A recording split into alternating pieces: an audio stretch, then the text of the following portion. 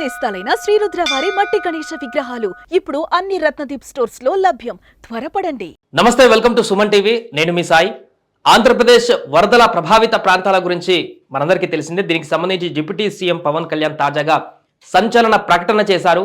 Press meet లో ఆయన అనేక అంశాలను ప్రస్తావించడం జరిగింది. దీంతో 2-3 రోజుల నుంచి పవన్ కళ్యాణ్ పైన విమర్శలు చేసేటువంటి వ్యక్తులకు పూర్తిగా చెక్ పెట్టినట్టుగా మారింది.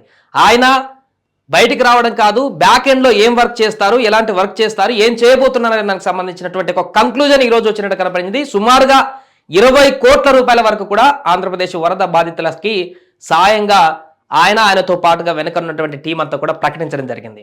సో ఈరోజు 400 గ్రామాలకి నేరుగా గ్రామ పంచాయతీలకి వ్యక్తిగత అమౌంట్ ఒక్కొక్క గ్రామ పంచాయతీకి ₹1,00,000 డొనేట్ చేస్తూ 400 గ్రామాలకు 400 లక్షలు ప్రకటించి ఏకైక డిప్యూటీ సీఎంగా దేశవ్యాప్తంగా ప్రకటించి సంచలనం సృష్టించారు. దాంతో పాటుగా తెలంగాణకు కూడా ₹1,00,00,000 విరాళాన్ని ఆయన ప్రకటించడం జరిగింది. ఒకసారి బయట ఒకసారి మనం చూద్దాం. ప్రెస్ మీట్ లో ఆయన మాట్లాడినటువంటి వివరాలు. డైరెక్ట్ పంచాయతీ చేయమంటే నాకు ఒకటే అనిపించింది. నాకు పంచాయతీరాజ్ శాఖ మంత్రిగా కూడా నాకు ఎక్కువ బాధ్యత ఉంది నాకు. సో నాకు నిన్న ఇచ్చిన ₹1,00,00,000 నాకు చూస్తే ఎట్లా వెళ్ళాలని అనిపించినప్పుడు ప్రత్యేకించి నేను క్షేత్రస్థాయిలో ఈరోజు అందరితో మాట్లాడుతూ నాకు ఒకటే అనిపించింది. ఇంకా చెయ్యాలి, దీనికి ఇంకొంచెం నా వంతు సహాయం సరిపోవట్లేదు, ఇంకా చేయాలనిపించింది. సో దాదాపు 400 పంచాయతీలు అనుకుంటే నేను ఒక్కొక్క పంచాయతీకి వ్యక్తిగతంగా నా తరపు నుంచి ₹1,00,000 డైరెక్ట్ పంచాయతీకి వెళ్ళేలాగా ఎలాగ ఉండాలి అనేది అనుకుంటున్నాను. దాన్ని ఆ మొడాలిటీస్ ఏంటనేది ప్రిన్సిపల్ సెక్రటరీ గారి దృష్టికి ఇందాక మాట్లాడాను. ఇది డైరెక్ట్ పంచాయతీలకు వెళ్ళాలి. మన ₹10,000, ₹5,000 ఎలాగా డైరెక్ట్ పంచాయతీ నిధుల్లో పడ్డాయో అలాగే ఈ ₹1,00,000 కూడా ఇది ఎంత సహాయం అవుతుందో తెలియదు. 400 గ్రామ పంచాయతీలకి నేరుగా 400 లక్షలు ఇచ్చేటువంటి పరిస్థితి. అందరూ కూడా వచ్చి ఈ రోజున మాకు నిలబడ్డది మనస్ఫూర్తిగా. సో ఇంకోటి తెలంగాణకు కూడా ప్రకటన చేశారు, చూద్దాం. పారిశుద్ధ్య పనులకు కొంచెం సహాయకారిగా ఉంటుంది అనేది. అలాగే మా ఉద్యోగులందరూ కూడా, మా పంచాయతీరాజ్ ఉద్యోగులందరూ కూడా, ఆర్డబ్ల్యూఎస్ ఉద్యోగులు, అలాగే పీడబ్ల్యూడీ అందరూ కూడా వచ్చి ఈ రోజున మాకు నిలబడ్డది మనస్ఫూర్తిగా ధన్యవాదాలు తెలుపుకుంటూ, అలాగే మన పక్క రాష్ట్రం, మన సోదర రాష్ట్రం అయిన తెలంగాణకు కూడా నేను ₹1,00,00,000 నిధిని నేను విరాళంగా ప్రకటిస్తున్నాను. అది తెలంగాణ ముఖ్యమంత్రిగా గౌరవ ముఖ్యమంత్రి. సో మొత్తంగా నిన్న ₹1,00,00,000 విరాళాన్ని ప్రకటించారు పవన్ కళ్యాణ్ గారు ఆంధ్రప్రదేశ్ కి వరద బాధితులకు సంబంధించి. ఇప్పుడు మరొక ₹1,00,00,000 ఏపీకి తెలంగాణకు ప్రకటిస్తున్నట్టుగా అనౌన్స్ చేశారు. అలాగే ఏపీలో ఉన్నటువంటి గ్రామ పంచాయతీలకు 400 పంచాయతీలకు 400కు సపరేట్గా ఒక్కొక్క గ్రామానికి ₹1,00,000 చొప్పున 400 లక్షలు ఇస్తా అంటూ కూడా ప్రకటించడం జరిగింది.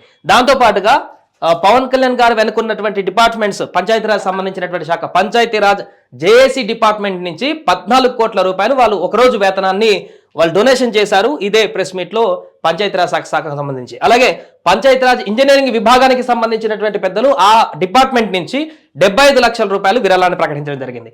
అదేవిధంగా రూరల్ వాటర్ సప్లైకి సంబంధించినటువంటి డిపార్ట్మెంట్ నుంచి ₹10 లక్షల డొనేట్ చేయడం జరిగింది. మొత్తంగా ఈ ప్రెస్ మీట్లలో, ఈ ప్రెస్ మీట్ ఒక్క ప్రెస్ మీట్ లోనే 14 కోట్లు జేఏసీ నుంచి, 75 లక్షలు ఇంజనీర్స్ విభాగం నుంచి, 10 లక్షలు అటు రూరల్ వాటర్ సప్లై డిపార్ట్మెంట్కి సంబంధించి పవన్ కళ్యాణ్ గారు నేరుగా వ్యక్తిగతంగా ప్రకటించినటువంటి అమౌంట్ 4 కోట్లు, 400 లక్షలు కాబట్టి 4 కోట్లు. అదేవిధంగా తెలంగాణకు 1 కోటి, మొత్తం 5 కోట్లు. నిన్న ప్రకటించినటువంటి 1 కోటి ఆంధ్రప్రదేశ్కి మొత్తం ₹6 కోట్ల వ్యక్తిగతంగానే పవన్ కళ్యాణ్ గారు నిన్నటి నుంచి 2 తెలుగు రాష్ట్రాలకు ప్రకటించినటువంటి పరిస్థితి.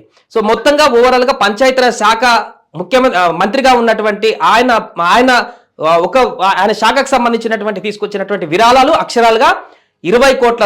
ఇప్పుడు 2 రాష్ట్రాలకు సంబంధించిన అన్ని కలుపుకొని చెప్తే ₹20 కోట్ల ఆయన విరాళంగా తీసుకొచ్చినటువంటి పరిస్థితిని మనం చూడొచ్చు. దీంతో అంతేకాకుండా హైడ్రాకి సంబంధించి కూడా కీలక వ్యాఖ్యలు చేయడం జరిగింది. ఇప్పుడు బుడమేరు వాగుకు సంబంధించి గత కొన్ని ప్రభుత్వాల నుంచి, ఈ ప్రభుత్వాన్ని కాదు అన్ని ప్రభుత్వాల నుంచి క్రమక్రమంగా ఆక్రమణలు జరుగుతుంటే ఏదో ఒక ప్రభుత్వం గట్టిగా పులి స్టాప్ పెట్టకపోవడం కారణంగా ఆక్రమణలు పెరిగిపోయాయంటూ కూడా హైడ్రా లాంటి వ్యవస్థ తీసుకువస్తే దాంట్లో కొన్ని అనేక రకమైనటువంటి సోషల్ ఇష్యూస్ కూడా ఎదురయ్యేటువంటి అవకాశం ఉంటుంది. ఇప్పుడు ఆల్రెడీ మొత్తం నిర్మించుకుపోయినటువంటి సందర్భంలో బట్ రేవంత్ రెడ్డి చేస్తున్నటువంటిది కరెక్టే అనేటువంటి విషయాన్ని కూడా వెల్లడించడం జరిగింది.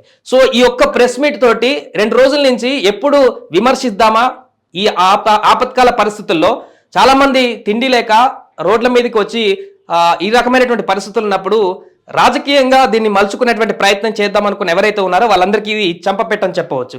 పవన్ కళ్యాణ్ గారు రోడ్ల మీదకి రాకపోవడానికి గల కారణం ఏంటనేది ఆయన నిన్న చెప్పడం జరిగింది. పవన్ కళ్యాణ్ గారు ఒకసారి రోడ్ల మీదకి వస్తే ఏమవుతుందో గతంలో మనందరికీ తెలిసింది. ఆయన చూడ్డానికి జనాలు ఎగబడేటువంటి పరిస్థితి ఉంటుంది, ఎప్పటికీ ఉంది కూడా. అందుకే వరద లాంటి బీభత్సమైనటువంటి పరిస్థితుల్లో ఆయన అక్కడ పర్యటన చేస్తే గుమికూడేటువంటి అవకాశం ఉన్నటువంటి సందర్భంలో మరేదన్నా ప్రమాదం జరుగుతుందో అనేటువంటి ఉద్దేశంతో ఆయన పర్యటనలోకి రాలేదు అన్నట్టుగా వివరణ ఇచ్చినట్టుగా కూడా మనం తెలుసుకోవచ్చు. దాని గురించి ఆలోచించకుండా దాన్ని ఎవరు పట్టించుకోకుండా దీన్ని కూడా రాజకీయం చేయాలనేటువంటి పరిస్థితికి కొంతమంది అక్కడ లేవనెత్తే పరిస్థితి చేశారు. కానీ ఆయన బ్యాక్ ఎండ్ లో విజయవాడ హైదరాబాద్ హైవే బ్లాక్ అయినప్పుడు ఆ హైవేలో మొత్తం కూడా వివిధ రాష్ట్రాల నుంచి వచ్చేటువంటి చాలా లారీస్ ఉంటాయి. సో ఆ లారీస్ అన్ని కూడా రోడ్డు పక్కన ఆగేసిపోయి ఉంటే ఆ డ్రైవర్ క్లీనర్లు వాళ్ళందరికీ ఆకలి దప్పులతో ఉంటే వారికి బ్యాక్ ఎండ్ లో కూడా పవన్ కళ్యాణ్ టీమే ఆహార సప్లై కూడా 2 రోజుల నుంచి చేస్తున్నటువంటి విషయం కూడా బయటకు వస్తుంది ఇప్పుడే. సో ఇలాంటి ప్రతిదీ కూడా చేసేది సాయాన్ని సైలెంట్ గా చేయాలి తప్ప దీన్ని కూడా పొలిటికల్ లోకి తీసుకురాకూడదు అనేటువంటి అంశాన్ని ఇప్పుడు ఈయన పెట్టినటువంటి ప్రెస్ మీట్ ద్వారా ప్రతి ఒక్కరు తెలుసుకోవాలి. ఇప్పుడు ఆయన కూడా చాలా సున్నితంగా మాట్లాడారు. దీన్ని ఏ రకంగా కూడా రాజకీయాన్ని మలుచుకునేటువంటి ప్రయత్నం చేయలేదు. ఈ పరిస్థితి, ఈ విపత్కర పరిస్థితి నెలకొంది. దీనికి ఏ విధంగా సార్ట్అవుట్ చేయాలి, ఏ విధంగా ముందుకు వెళ్ళాలి, నా వంతుగా నేనేం చేయగలను అనే దానికి సంబంధించి మాట్లాడారు తప్ప దీంట్లో కూడా రాజకీయం చేసి వీళ్ళ వల్ల జరిగింది, దీని కారణంగా జరిగింది అనేటువంటి బురద రాజకీయం చేసేటువంటి ప్రయత్నం చేయలేదు. సో అది పవన్ కళ్యాణ్ అంటూ ఇప్పుడు తాజాగా పవన్ కళ్యాణ్ అభిమానులు, జనసేన కార్యకర్తలు ప్రశంసలు కురిపిస్తున్నటువంటి పరిస్థితి. ఏదేమైనా కూడా పవన్ కళ్యాణ్ అంటే సోషల్గా ఆయనకి ఎలాంటి రెస్పాన్సిబిలిటీ ఉంది, సోషల్ పట్ల సమాజం పట్ల ఆయన ఏ రకమైనటువంటి ధోరణితో ఉంటారనే దానికి ఇదొక నిదర్శనంగా చెప్పుకోవచ్చు. తాజాగా ఆయన ప్రకటించినటువంటి 4 కోట్ల రూపాయల గ్రామాలకు, 1 కోటి తెలంగాణకు నిన్న ప్రకటించినటువంటి మరొక 1 కోటి రూపాయలతో కలుపుకుంటే ప్రజల పట్ల ఆయనకున్నటువంటి అంకిత భావం, ఆయనకున్నటువంటి ప్రేమ ఏ రకంగా ఉంటుందనేది దీని ద్వారా మనకు తెలుస్తోంది.